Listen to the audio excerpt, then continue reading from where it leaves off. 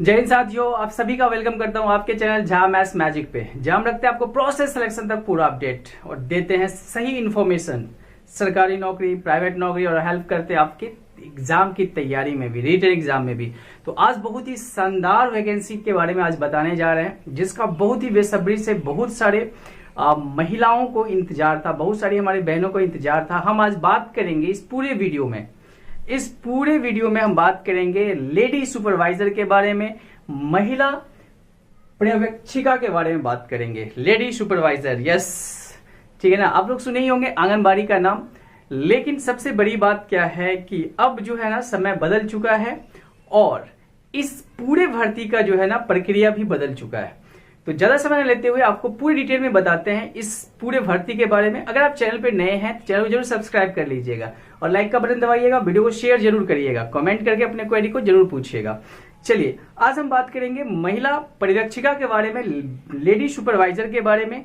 कितना वैकेंसी पे ये आ रहा है, कितना इसका क्या होगा, क्वालिफिकेशन क्या चाहिए, एग्जाम होगा तो उसका सिलेबस क्या होगा, क्योंकि इसमें एग्जाम होने जा रहा है, एक एग्जाम होने जा रहा है तो उसका सिलेबस क्या होगा, कौन इस फॉर्म को भर सकते हैं। सबसे बड़ी बात है कि आप फॉर्म भर सकते हैं कि नहीं, दैट इज मोस्ट इंपॉर्टेंट।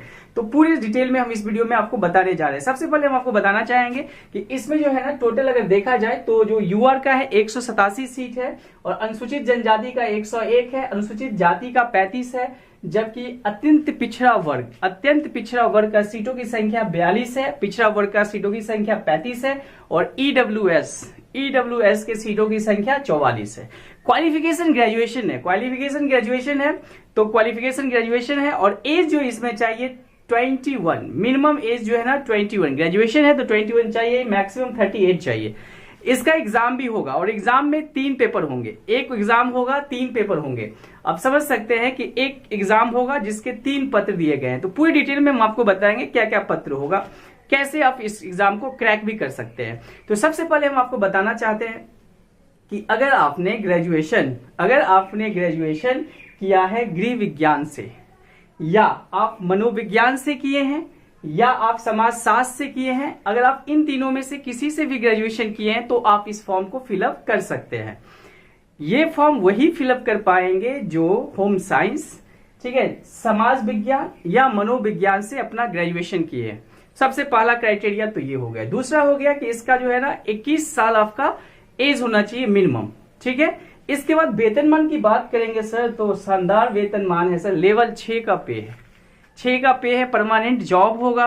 तो आप समझ सकते हैं कि शानदार वैकेंसी है। अगर आप इस फॉर्म को भर रहे हैं तो अब आपको हम पूरे डिटेल में बताएंगे कि इसमें जो एग्जाम होगा, ठीक है, कंप्यूटर बेस्ड टेस्ट होगा, ऑनलाइन एग्जाम होगा और उस एग्जाम में कहां से क्वेश्चन पूछे जाएंगे। चलिए थोड़ा सा पहले हम समरी बताते हैं, फिर आपको इसके नोटिस पे ले जाके पूरी डिटेल में बताते हैं। तो सबसे पहले देखिए एग्जाम जो होगा उसमें पत्र 1 रहेगा, जिसमें हिंदी भाषा के 60 क्वेश्चन रहेंगे और इंग्लिश लैंग्वेज के 60 क्वेश्चन रहेंगे, ठीक है, ये सबके लिए रहेगा। पत्र 2 जो है ना उसमें क्षेत्रीय भाषा रहेगा। तो क्षेत्रीय भाषा में 12-13 भाषा को रखा गया है, जिसमें हिंदी भी है, बांग्ला भी है, ठीक है ना, अलग अलग है, संस्कृत भी है, ऐसे करके 12-13 भाषा है। तो अगर आपका हिंदी है तो आप हिंदी हो गया, आपका टोटल क्वेश्चन जो है ना उसमें 100 रहेगा और 2 घंटे का रहेगा। इसके बाद पत्र 3 जो है ना तकनीकी विषय है, मतलब आपका ग्रेजुएशन में जो सब्जेक्ट है उससे क्वेश्चन रहेगा। इसके बाद जो है ना आपका सामान्य अध्ययन से 20 क्वेश्चन रहेगा, गणित से 20 क्वेश्चन रहेगा और विज्ञान से 20 क्वेश्चन रहेगा। टोटल अगर देखिए 2 घंटा 30 मिनट का रहेगा और हर एक एग्जाम में पास होने के लिए 30% अंक लाना अनिवार्य होगा। अगर आप 30% अंक नहीं लाते हैं तो फिर आप क्वालिफाई नहीं कर सकते हैं।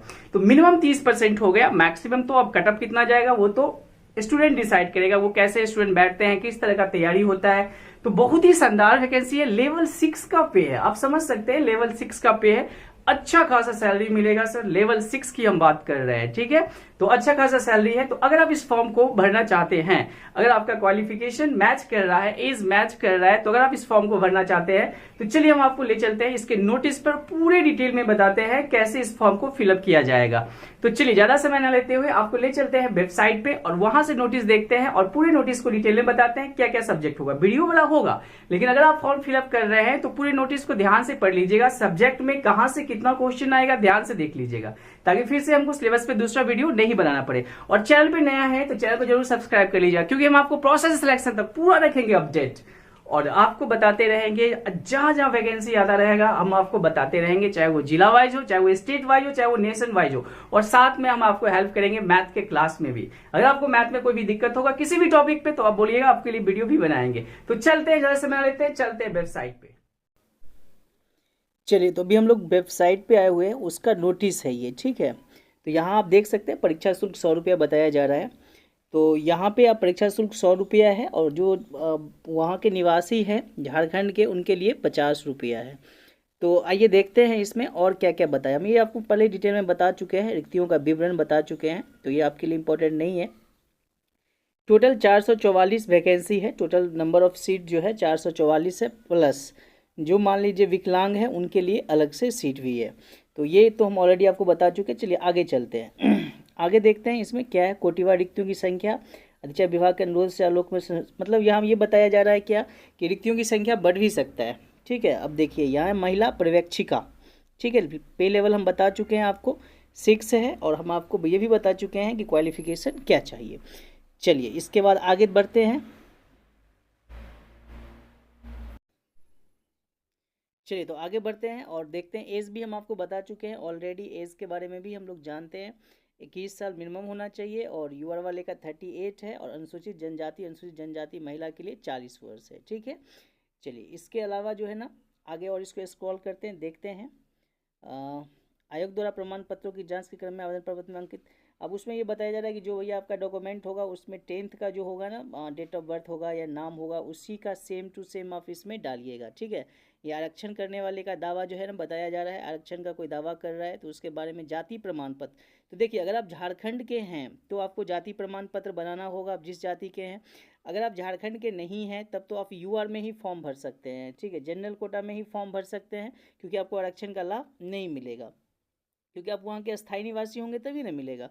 तो अब अगर झारखंड से बाहर के हैं, जैसे मान लीजिए यूपी के हैं, बिहार के हैं, हरियाणा के, अगर आप चाहते हैं वहाँ पे महिला पर्यवेक्षक लेडी सुपरवाइजर के रूप में काम करें, क्योंकि सैलरी तो बहुत ही शानदार है, लेवल 6 का पे है, तो आपको यूआर में ही जो है ना काउंट किया जाएगा। चलिए आगे देख लीजिए, इसमें जो है ना बता दिया गया है पंजीकरण रजिस्ट्रेशन कैसे करना चाहिए, ठीक है ना। आप इसके वेबसाइट पे जाइएगा, वहाँ से आपको www.jsscnice.in पे जाके वहाँ से आपको रजिस्ट्रेशन कर लेना है। रजिस्ट्रेशन करने पे आपका mobile phone number, email ID, पंजीकरण संख्या, ठीक है, पासवर्ड, ये सब जो है ना आपको जो मिलेगा उसको आपको सही से रखना है, क्योंकि उसी पे आपको आगे हो जाएगा।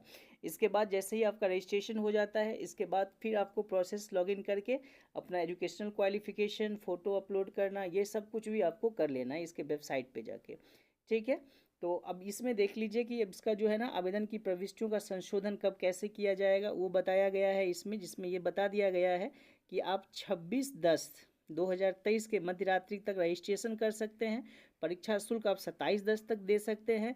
इसके बाद फ़ोटो और उसका जो अपलोड करना है सिग्नेचर, वो 29/10 तक कर सकते हैं, और 2/11 के मध्यरात्रि तक जो है ना अभ्यर्थी का जो उसमें जन्म तिथि, ईमेल आईडी, ये सब चेंज करना हो तो वो सुधार सकते हैं और फॉर्म प्रिंट आउट कर सकते हैं। मतलब 2 नवंबर तक मुख्य परीक्षा, एक ही परीक्षा होगा, और परीक्षा के बारे में हम आपको डिटेल में बता दिए हैं कि 3 पत्र होंगे, सीवीटी होगा, कंप्यूटर बेस्ड टेस्ट होगा, ठीक है, और पत्र जो है इसके 3 होंगे, जिसमें हमने आपको पत्र फर्स्ट बताया था, टोटल 120 क्वेश्चन रहेगा, 2 घंटे का रहेगा, हिंदी 60 रहेगा, अंग्रेजी 60 रहेगा।